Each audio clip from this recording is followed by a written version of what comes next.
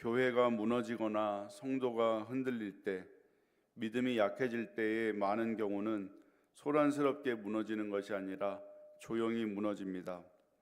갑자기 믿음을 버리는 것이 아니라 조금씩 말씀을 가볍게 여기고 조금씩 죄에 대해 둔감해지고 조금씩 이 정도는 괜찮겠지 하며 양보하다가 어느 순간 돌아보면 중심이 무너져 있는 것을 발견하게 됩니다. 유다서는 바로 이런 상황 속에 기록된 편지로 밖에서 교회를 핍박하는 자들보다 안으로 스며들어 믿음을 흔드는 자들로 인해 성도들이 혼란을 겪고 있던 때였습니다. 그래서 유다는 3절 상반절 말씀에 원래 우리가 함께 얻은 구원에 대하여 은혜로운 교제를 나누는 편지를 쓰고자 했지만 내가 성도에게 단번에 주신 믿음의 도를 위하여 힘써 싸우라 권하여야 할 필요를 느껴노니, 즉 교회 안에 심각한 위기가 들어왔기에 성도들을 깨우기 위한 목회적 절박함 속에서 편지의 방향을 바꾸어 기록하게 되었습니다. 유다가 글을 쓰게 된 직접적인 이유는 바로 교회 안에 숨어든 사람들 때문이었습니다. 4절에서 그 사람들을 가리켜 가만히 들어온 사람 몇이 있음이라고 그들에게 대해서 설명합니다. 가만히 들어왔다는 말은 몰래 끼어들다, 속여서 잠입하다, 자신을 감추고 들어오다는 뜻입니다. 즉 이들은 공개적으로 이단을 외치며 들어온 자들이 아니라 오히려 겉으로는 신앙 고백을 하는 것처럼 보였고 성도들과 함께 예배하며 교회 공동체 안에 자연스럽게 활동합니다. 교회 용어를 사용하며 은혜, 자유, 사랑이라는 말을 즐겨 썼고 영적으로 성숙해 보였을 가능성도 크기에 겉모습만 보며 분별하기 어렵기에 더 위험한 존재들입니다. 이들이 위험한 존재인 이유는 그들이 가지고 있는 문제 때문입니다. 그들의 문제 첫 번째는 하나님의 은혜를 방탕으로 바꾸는 것입니다. 이들은 은혜를 자유의 근거로 사용했습니다. 우리는 은혜 아래 있으니 죄는 문제가 되지 않는다. 행위는 중요하지 않다. 하나님은 사랑이시니 심판은 없다는 왜곡된 복음을 가지고 있었습니다. 은혜를 회개와 거룩으로 이끄는 것이 아니라 죄를 정당화하는 도구로 바꾸어 버렸습니다. 또한 그들은 구원에 대하여 합당하게 생활하지 않고 방탕한 생활로 은혜로 받은 구원을 욕되게 하였습니다. 두 번째는 예수 그리스도의 주권을 부인했습니다. 이들은 입으로는 예수님을 부인하지 않았을 것입니다.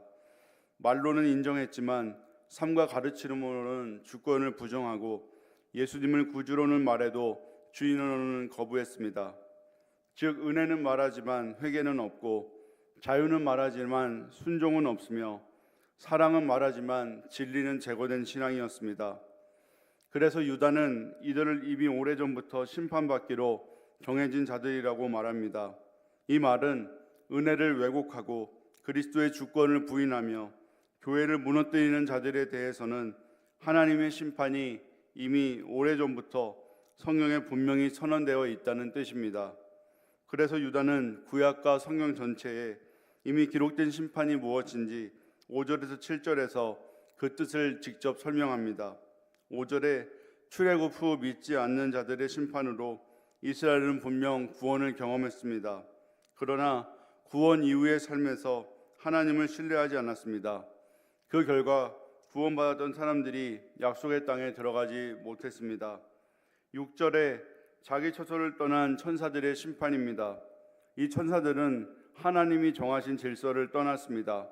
자기 자리를 넘보았고 주어진 한계를 무시했습니다. 그 결과 지금도 심판을 기다리는 존재가 되었습니다. 이는 교만과 자기 중심성의 끝이 무엇인지를 보여줍니다. 7절은 소돔과 고모라의 심판으로 이 도시는 죄를 죄라 부르지 않았고 방탕을 자유라 여겼습니다. 결국 하나님은 그들을 본보기로 심판하셨습니다. 이 세 가지가 말하는 것은 하나님은 이런 길을 걷는 자들을 심판하신다는 사실입니다. 유다는 이후 9절에서 이들의 실체를 점점 더 드러내며 이들의 삶의 모습이 어떠한지 이야기해 줍니다. 가만히 들어온 자들의 삶의 모습은 분명합니다. 8절에서 하나님의 질서와 말씀을 무시하며 지도자 사도적 가르침을 업신여깁니다.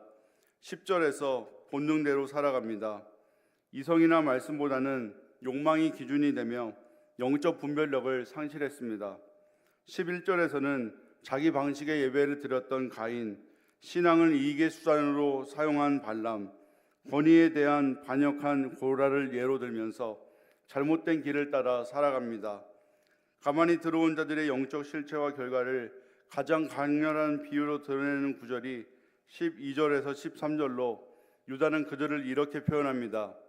애찬의 암초가 된 자들, 겉으로는 교제에 잘 어울리지만 실상은 공동체를 침몰시키는 위험한 존재, 기탄 없이 참여하는 자들, 부끄러움, 경계심, 회개의 마음이 없고 자신들이 문제라고 생각하지 않는 자들, 즉 죄에 대한 양심이 마비되어 있는 상태라고 말합니다. 자기 몸만 기르는 목자들, 영적 지도자처럼 행동하지만 실제로는 자기 중심적인 착취자입니다. 물 없는 구름으로 구름은 있어 보이나 비를 내리지 못합니다. 겉모습은 영적이지만 말씀과 생명의 실제 열매가 없습니다. 열매 없는 가을나무로 열매를 맺어야 하지만 열매가 없고 죽고 또 죽어 뿌리째 뽑힌 나무, 겉가지뿐만 아니라 뿌리까지 문제로 생명 자체가 없습니다. 바다의 거친 물결, 자기 수치의 거품, 유리하는 별들, 캄캄한 흑암의 영원한 그늘, 결국 가만히 들어온 자들은 교회 안에 섞여 있으나 생명을 주지 못하고 공동체를 살리는 목자가 아니라 자신만을 위해 소비하며 결국 혼란과 수치를 남기고 하나님의 빛에서 영원히 분리된 존재들로 유다는 14절에서 16절에서 에녹의 예언을 인용하며 주님은 반드시 다시 오시며 경건하지 않은 모든 말과 행위를 심판하실 것이라고 말합니다. 그들은 늘 불평하며 자기 욕망에 따라 살고 말로는 사람을 높이지만 마음에는 하나님이 없습니다. 이것이 가만히 들어온 자들의 끝입니다. 우리는 오늘 이 말씀을 통해서 우리는 무엇을 붙들고 신앙생활을 하고 있는지 질문하며 우리의 신앙을 점검해야 합니다. 유다는 교회 밖의 박해보다 교회 안에 들어온 거짓된 신앙을 더 두려워했습니다. 왜냐하면 그것은 눈에 보이지 않지만 성도의 양심을 무디게 하고 교회를 안에서부터 무너뜨리기 때문입니다. 그래서 유다는 성도들에게 가만히 들어온 자들로 인해 흔들리지 않기 위해서 성도에게 주신 단번에 주신 믿음의 돌을 위하여 힘써 싸우라고 말합니다. 싸우라는 말은 누구를 공격하라는 뜻이 아닙니다. 진리를 붙들고 복음을 지키고 경계를 다시 세우라는 말입니다. 우리도 지금까지 신앙생활하면서 편하게 신앙생활을 하기 위해서 은혜라는 이름으로 죄와 타협하고 있지는 않은지, 예수님을 구주라고 말은 하지만 실제의 삶에서 주인으로 모시지 않고 살고 있지는 않은지 우리를 돌아보아야 합니다. 사랑하는 성도 여러분, 교회는 숫자로 지켜지는 것이 아니라 진리로 지켜집니다. 신앙은 분위기로 유지되는 것이 아니라 말씀 위에 설 때 유지됩니다.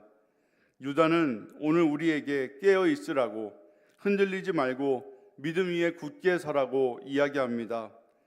우리가 말씀 위에, 믿음 위에 굳건히 서 있지 못하면 우리가 알지 못하는 순간 거짓된 진리 앞에 넘어질 수밖에 없습니다. 말씀을 가볍게 여기지 마시기 바랍니다.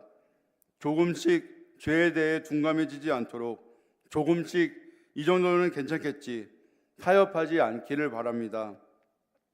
우리가 조금씩 신앙을 타협하는 순간 돌아보면 중심이 무너져 있는 것을 발견하게 됩니다. 그렇기에 늘 깨어 있길 바랍니다. 어떠한 유혹에도 흔들리지 말고 믿음 위에 굳건히 서서 늘 승리하는 저와 여러분이 되기를 소망합니다. 기도하겠습니다. 사랑의 하나님, 감사합니다. 오늘 주신 말씀처럼 우리가 거짓과 속임수에 빠지지 않게 하시고 진리 되신 주의 말씀을 굳게 붙들어 믿음의 승리자들이 다 되게 하여 주옵소서. 감사드리며 우리 주 예수 그리스도의 이름으로 기도하옵나이다.